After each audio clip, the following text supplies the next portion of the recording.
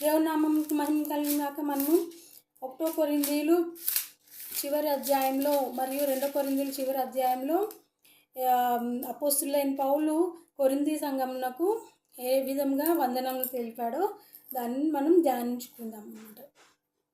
అయితే 1 కొరింథీయులు 16వ అధ్యాయము 20వ వచనంలో సహోదరులందరూ మీకు వందనం చెప్పుచున్నారు, ఆసియాలోని సంఘంలో వారు మీకు వందనం చెప్పుచున్నారు అని చెప్తున్నారు అన్నమాట.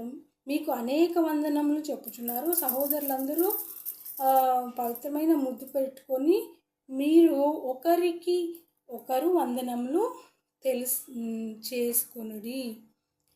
పౌలను నేను నా చేతితోనే వచనము రాయిచున్నాను అని అంటాడు. అంత చక్కటి గౌరవం అన్నమాట. ఆ యొక్క పత్రికలు లేక అతను రాసిన లెటర్స్లో అతడు వందనాలు అతని యొక్క చేతితోనే రాస్తున్నాను అని తన యొక్క నిబద్ధత, తన యొక్క అది తెలియజేస్తున్నాడు అన్నమాట. తన యొక్క intensity of wishing his letter readers is shown అన్నమాట. Here by saying that he is writing the greetings with his own hand.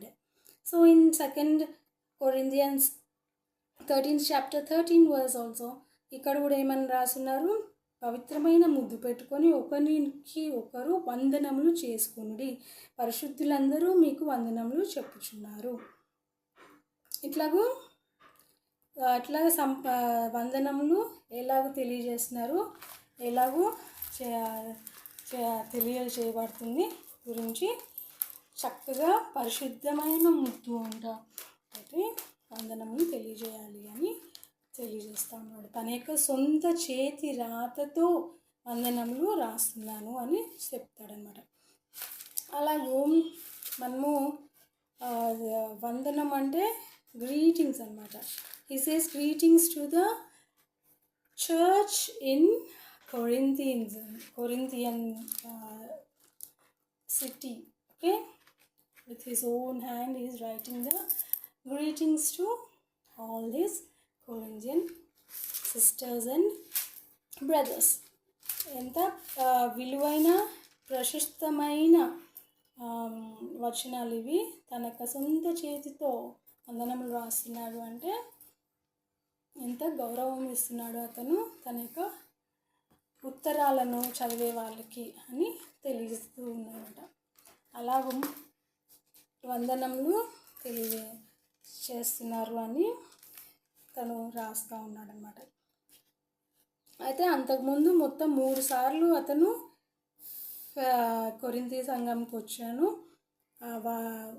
ఇక్కడ నేను రోమీ సంఘంలో ఉన్నప్పుడు ఏమేమి చేశానో అవన్నీ రాస్తున్నాను అని వాళ్ళకి క్లోజింగ్ అన్నమాట. క్లోజింగ్లో 1 కొరింథియన్స్లో 2 కొరింథియన్స్లో క్లోజింగ్లో అతడు వందనం తెలియజేస్తూ ఉన్నాడనమాట. అలాగూ మనము అపోస్తులైన పౌలు కొరింథీ సంఘంలో ఉన్న పరిశుద్ధులందరికీ ఎలా వందనం తెలిపారో తెలుసుకుంటకు దేవుడు ఇచ్చిన చక్కని అవకాశం కొరకు దేవునికి మహిమ.